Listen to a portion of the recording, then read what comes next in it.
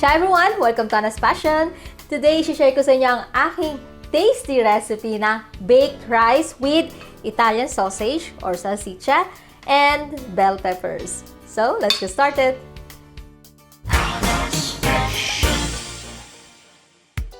Unang gagawin, ihanda ang mga ingredients. Simulan natin sa salsiccia or Italian sausage. Kung walang salsiccia sa lugar ninyo, pwede yun sa Pinas, of course, longganisa. Actually, mas tasty ang ating longganisa compared dito sa salsiccia. Kaya sigurado akong mas magiging masarap ang inyong baked rice.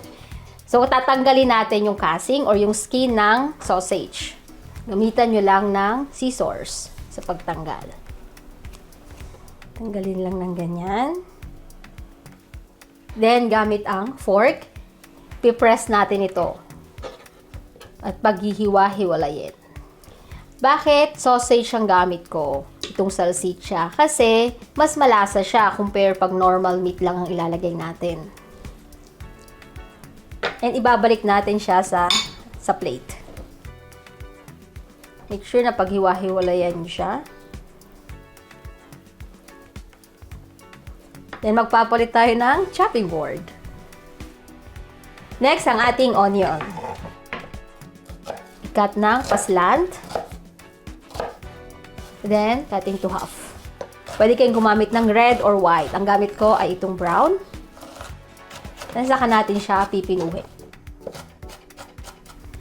And, set it aside. Next, ang bell peppers. Yellow and red. Half lang ang gagamitin ko.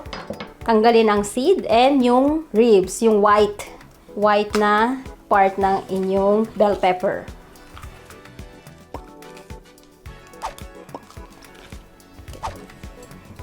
Cut into half.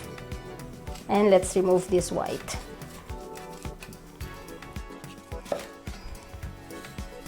Then, hihiwain natin ang bell pepper ng pa-strips, yung maninipes na pahaba. Then, set aside.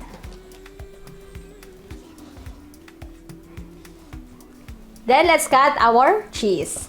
Ang gamit ko ay itong scamorza, smoked scamorza, because it adds more flavor and texture. Gusto ko kasi medyo dry yung kalalabasan, hindi ganun ka-creamy. So, depende yan kung anong gusto nyong ma-achieve sa inyong baked rice. And also, itong scamorza ay may nutty flavor. Pero kung gusto nyong creamy ang result, choose yung mozzarella. Or kung anong cheese na gusto ninyo or may available kayo sa lugar ninyo. So, ikakat ko to ng pa-small cubes.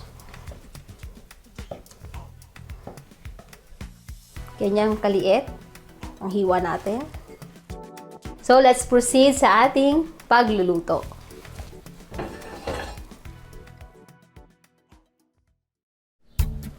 In a pan, add drizzle of olive oil. Onti lang kasi yung sausage ay sobrang greasy na. Turn on the heat. Spread natin ang oil. Pag mainit na, ilagay ang salsiccia. Dahan-dahan natin ito ilagay para hindi siya buo-buo. Paghiwa-hiwalayin natin siya.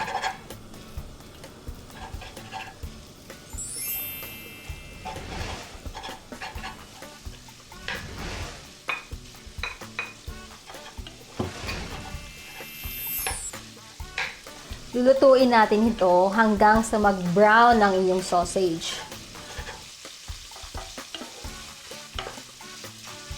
Look kung gaano karaming oil ang na-release. Ganitong pagka-brown ang gusto natin. Kasi gusto natin yung crispy yung ating sausage. After browning your meat, set it aside. Kung hindi pa po kayo nakakapag-subscribe sa Anna's Passion, please consider subscribing and pakiring na rin yung notification bell para updated kayo sa lahat ng aking new recipes.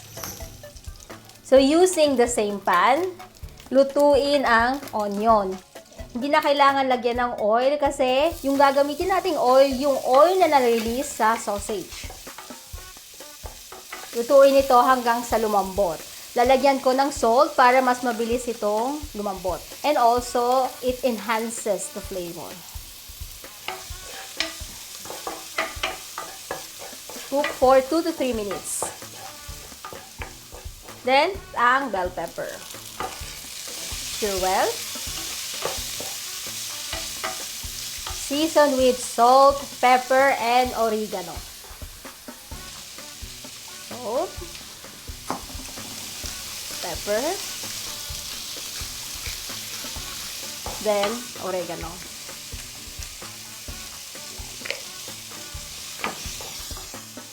Cook over high heat.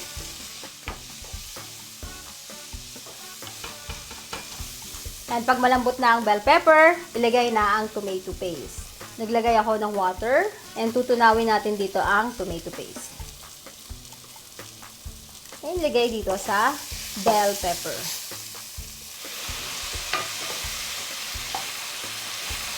Lower the heat. Takpan ito ng mga 4 to 5 minutes lang. Hayaan nating maluto.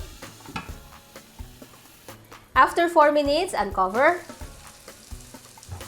Ilalagay na ang salsiccia. Add our salsiccia.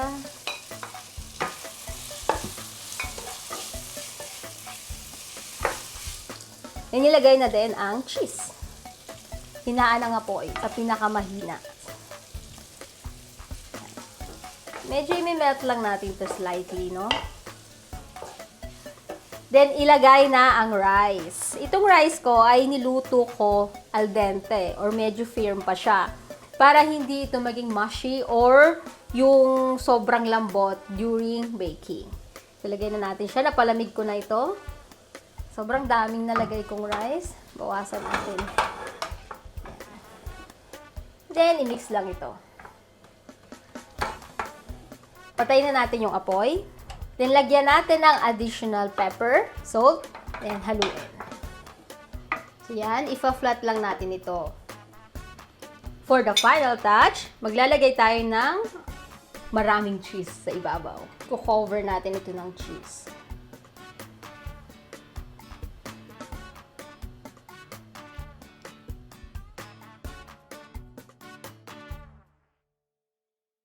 So now, ready na itong i-bake sa preheated oven, 180 degrees Celsius for 10 to 15 minutes or hanggang sa mag-melt na yung cheese sa ibabaw. So, bake na natin.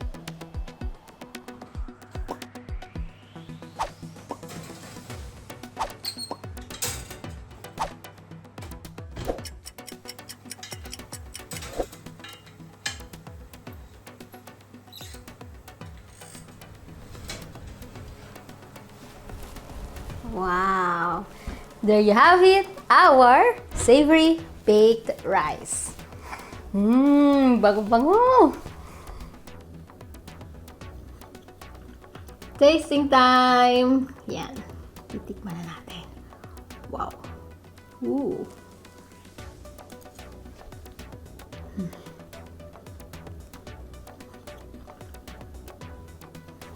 Alam nyo guys, love na love ko tong recipe na ito.